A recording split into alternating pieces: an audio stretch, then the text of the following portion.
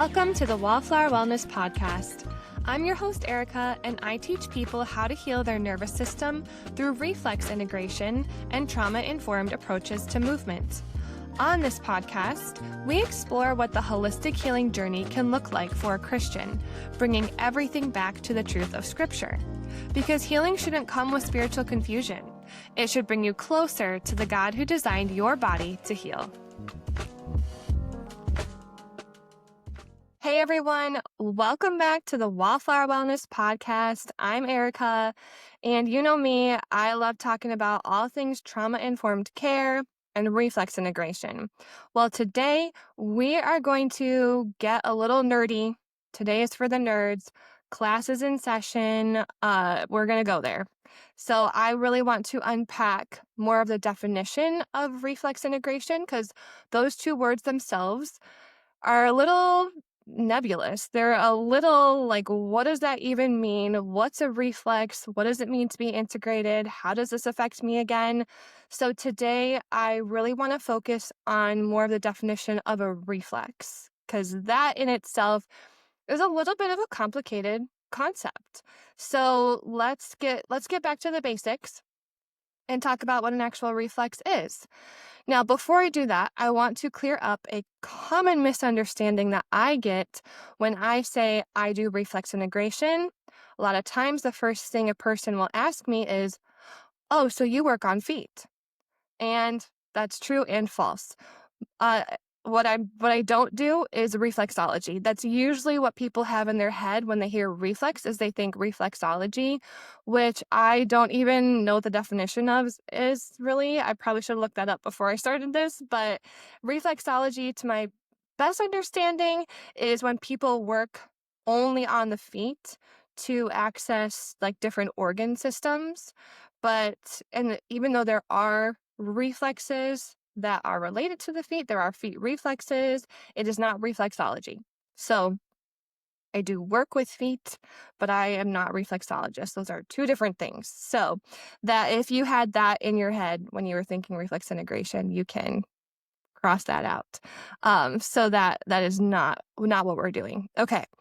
So a reflex though, what is a reflex? You probably have in your mind when you think about like a reflex, you go to the doctor, they hit your knee with a hammer and your foot pops up, your leg pops up. And that's a pretty standard picture of what a reflex is and kind of accurate because a reflex is basically just sensory input and then a related movement. And in between there's like one more step because you have sensory input to the body.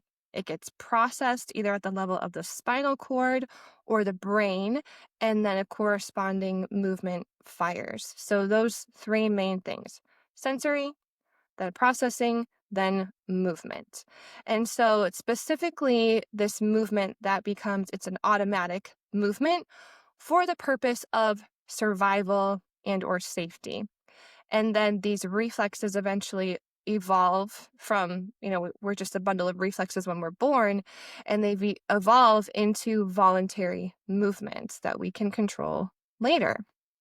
So when we're talking about those three steps of a reflex, let's start with the first one, your sensory input. So sensory input, it's not just touch. There's 5 main types of sensory inputs that we can have that will trigger a reflex. Touch is one. Also sight, so something that you're seeing. Sound, so whatever you hear.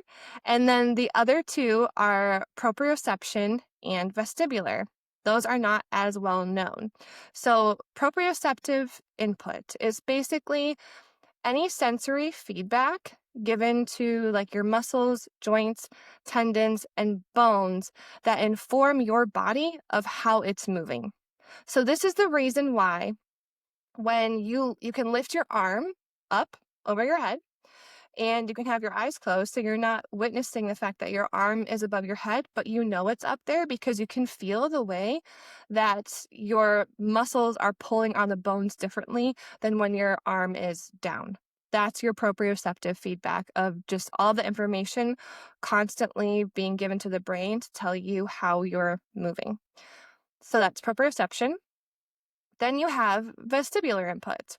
And this is related to more just knowing where you are in space, especially related to gravity, or knowing how your head is moving. So you know if your head is upright, you know if your head is tilted to the side, you know when you're laying down, you have that orientation. So that's your vestibular input.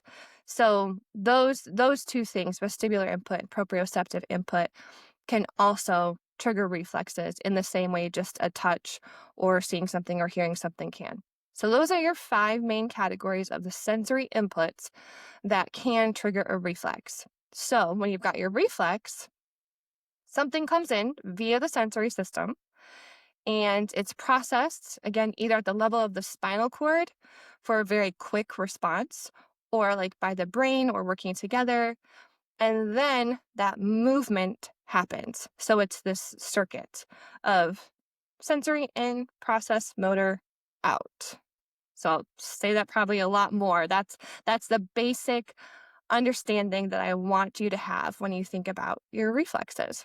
So a really easy example, touching a hot stove, right? Your hand reaches out, feels the heat, and then that gets processed at the level of your spinal cord because it has to be such a quick response. You don't even have time for that sensory input to reach all the way up to your brain because we're talking about survival here. We're talking about safety here. So that sensory input comes in, is processed at the level of your spinal cord, and then immediately your hand pulls back. And hands pulling, that is one of the main reflexes. So that hands pulling fires and you're safe. You might still have a little burn, but you're now safe from the hot stove.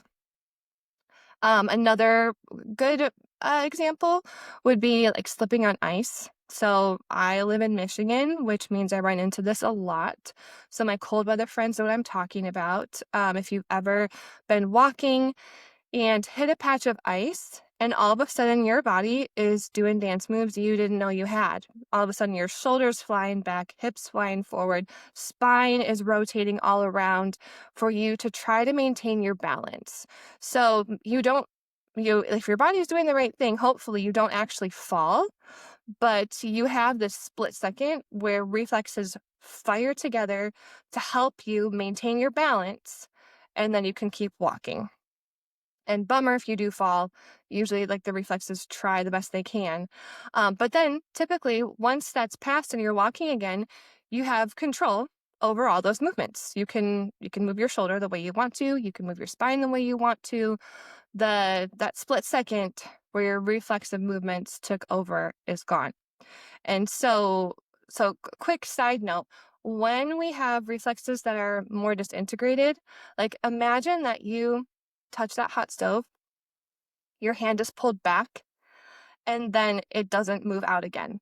That would be like typically it doesn't happen to us, but that would be an example of like if a reflex gets stuck after a quote unquote traumatic event. But because those reflexes are still stuck in wanting to fire to protect you, but there's nothing to protect you from. And so that's when we can end up with disintegration. Okay, so where do these reflexes come from? So we know we've kind of drilled down on the sensory input motor response.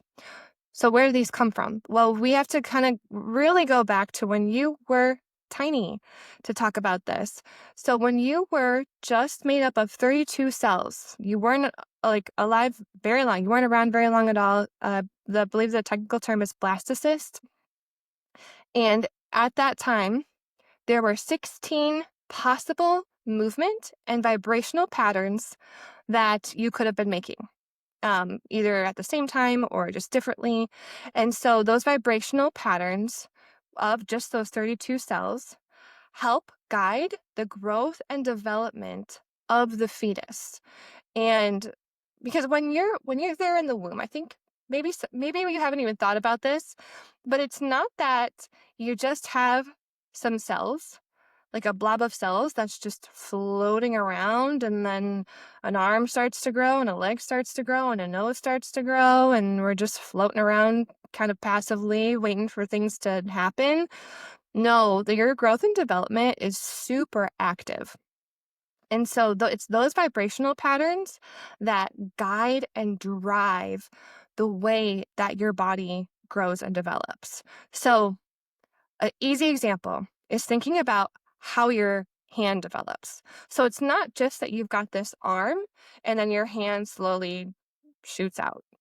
It's that you have your arm, and, if you're not watching this on video, I'm showing just kind of my wrist moving back and forth. So you have this vibrational movement of this back and forth movement. And so it's that movement that guides even like the arm growing longer, growing out away from the trunk of the body. And then I'm showing kind of my fingers opening and closing. You have this opening and closing vibrational movement that guides the growth of your fingers. And initially, your fingers are kind of all together, but then cell death happens in between each of the fingers. So now your fingers are able to open and close separately. And it's that vibrational movement of kind of doing, I guess, like a jazz hands over here of the fingers opening and closing that guides the growth of your fingers. And then this movement itself of opening and closing the hand is your hands grasping reflex pattern.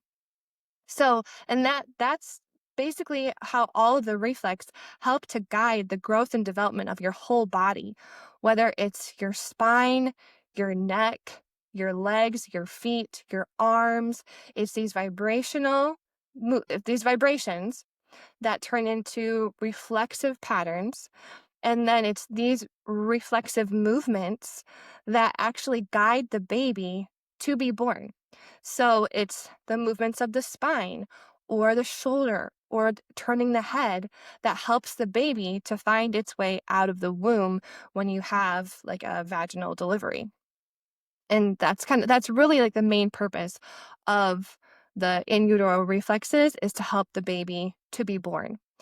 And then once the baby is outside of the womb, those reflexes are all still very active. Like I said, a baby is a bundle of reflexes. You give sensory input, something happens. So we're all familiar with, when you put something in the palm of a baby's hand, typically it's like the top of the palm is where that hands grasping reflex is going to be activated. Something hits that, bam, the hand closes.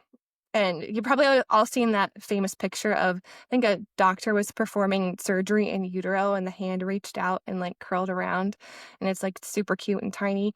And that's your hands grasping reflex. But now today, if something touches the top of my palm, I don't automatically close my hand, but I do have movement to open and close my hand. So typically, each reflex is different, but within the first several months of life, sometimes shorter, sometimes longer, those reflexive movements stop being so automatic, where it's sensory system to motor movement every single time, and they integrate, there's another key word, into movement. Just like your hands grasping pattern goes from the hand closes every time it's triggered to now, say the baby's 6 months, now that baby has control over their hand, and if they see something they like, they can reach for it, they can grab it, and that's becoming just more voluntary. It turns into a voluntary movement. And so we've got all these voluntary movements now. We can control our movements, but that reflex is still there underneath and available if we need it. So for example, just going along with talking about our hands grasping reflex, ability to open and close our hand, even though this is now completely under my control, if I'm in a moment where I'm falling and I need to grab something quickly, then it's the reflex that comes through and helps me grab something quickly without thinking about it, because I don't have time to think about it. So the reflexes are there for our protection, but they're not the thing that's guiding all of our movements. Like, we still have control over our movements. Okay. So let's talk a little bit more about the nervous system and the two types of reflexes that we have. And if that was enough for your brain to process, you can pause here and come back to it. But we're gonna get more into the nervous system. So our nervous system is very complex and amazingly designed. We have our central nervous system, which is our brain and spinal cord. And then we have the peripheral nervous system, which is like our motor movements and our sensory inputs, or motor neurons and sensory neurons. And then underneath the motor neurons, we have our voluntary movements and our involuntary movements. And all of our involuntary functions would be called the autonomic nervous system. And this is like if you're ever in more of the trauma-informed world and the therapy speak world, the autonomic nervous system is a big deal because it's underneath the autonomic nervous system that we have our fight or flight mode and we have our rest and digest mode, which is the sympathetic nervous system, which is fight or flight, or the parasympathetic nervous system, which is rest and digest.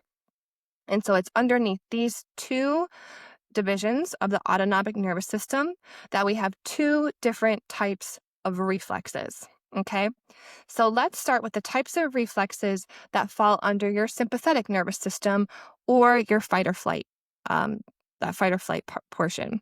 So in your sympathetic nervous system, this is what fires when it needs to be active to get you out of danger. So if your heart rate needs to go up, if you need more oxygen going to your muscles so you can run, this is your fight or flight. Everyone's heard the illustration of, if you run into a bear, are you going to fight? Are you going to run? That's the part of your nervous system that kicks on. The reflexes that fall under your sympathetic nervous system are designed for an immediate motor movement. So again, talking about the hot stove, you touch something, it gets processed, and then you have the immediate motor movement of your hand pulling backwards. So your hands pulling reflex would be a reflex that is underneath that sympathetic nervous system. So that there's several reflexes in that category. We're not going to go through all of them. We'll save that for another day. But that is one category of reflexes. So just think sympathetic nervous system, fight or flight. These reflexes are built for immediate motor movement. Okay. So then we talk about parasympathetic nervous system, or your rest or digest response. And this is also where your freeze response is. And so there are reflexes that fall underneath the parasympathetic nervous system for the purpose of pausing or freezing in order to bring more attention to your sensory system and gather more information about your situation. So an example here would be, say you're walking in the woods and you hear some branches snap. Like you didn't think something was with you in the woods. Now you hear something. And what do? You freeze, and then maybe your head turns towards where you hear the sound. So you have this freeze response, this pause response, and you turn your head to get more information. That's a reflex. So all of a sudden this would be your ATNR, or your asymmetrical tonic neck reflex, that gets your head to turn towards the sensory stimuli that you just heard. So that reflex would be considered to be underneath this umbrella of the parasympathetic nervous system, because you hear something triggers like the sensory system, and then you turn your head and pause to gather more information. So maybe you look towards that sound and you see a bear. And so you've gathered the information. I'm in danger. I gotta run. Or maybe you turn your head and you see a friend joining you. And then you gather that information. You're like, okay, I'm good. I can rest. I'm okay. I can keep walking. But that is just the example of the idea of the reflex that would be like a freeze reflex. So it's not about the immediate motor movement, even though, yes, turning your head is a motor response, but that's still more in like your freeze state, because you need to pause and get more information about what's going on. Yeah. So those again are your two main types of reflexes: under sympathetic nervous system for motor movement, and parasympathetic nervous system for pausing or freezing and gathering more information for your sensory system to make a decision. And then the reflexes that fall under those, again, I'm not going to go through those today. That will be for another time. And so I hope you guys are tracking with me as far as what a reflex is, the basics of a reflex, the two types of reflexes, how and why they fire. And then the last thing I just want to go over is the idea of positive versus negative protection. So when a reflex is integrated, we would call that it should have the ability to fire in positive protection. So again, the example of a hot stove. If that reflex fires and your hand pulls back and then you're able to move along with your day, that would be positive protection. The reflex is there, it didn't get stuck. And so it's able to reset itself after the stimulus, after the event, and then you still have full control over the movement of pulling your arm back and forth. But there's also negative protection. And so that means if a reflex fires, but then continues to fire beyond an appropriate response time, it's like your parasympathetic and sympathetic systems are trying to compete and fire at the same time. And so this can really inhibit like your overall ability to just grow and develop, especially when we think about babies and kids. Obviously, as adults, we're grown and developed, but that just the ability to be at rest in your nervous system becomes compromised. So an example of like negative protection, say someone jumps out and surprises you, surprise party, happy birthday, whatever. And so you jump for a second and your hands pull in, your shoulders come up, you're like, okay, what's going on here? And if you're in positive protection, you should be able to come out of that reflexive response, move on without your day, have a good time. But if those reflexes are not integrated well and you go into negative protection, then you may find yourself a little anxious, jittery, shoulders really tense for the rest of the day. And that tells you that that reflex response is just continuing to fire beyond its appropriate time.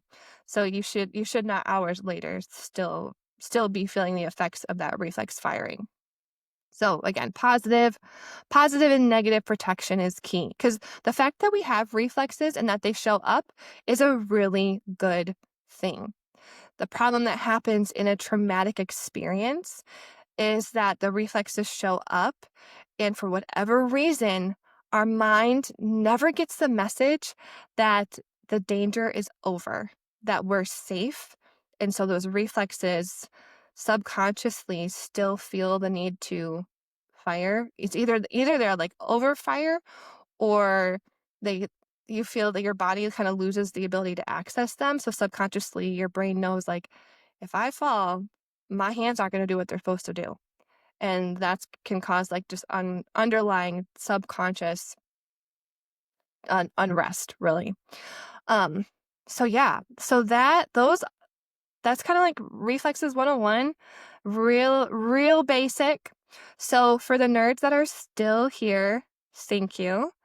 I hope that made sense. And I love talking through all things reflexes. So I'm always happy if you reach out with questions. Anything that you want to dive into further, I'd love to do that. So yeah, we are just like amazing beings. Humans are amazing. God made us amazing. Your nervous system is just really amazingly designed to keep you safe. And so through reflex integration, if you've been through trauma, stress, whatever, this can help you find healing. If you feel disconnected from your body, find safety in your body again. Healing is always possible. So just know that like our bodies are designed to heal and to find peace. So I hope that today was helpful for you. If you are kind of new to the reflex world and trying to figure out what this is all about, and I'm excited to dive into it even more in the future. But in the meantime, feel free to follow me on Instagram at wallflower_wellness_, or find me on YouTube I have some videos up already of just like short exercises to go through to integrate different reflexes. So check them out. Leave me some love. Otherwise, I will catch you next time.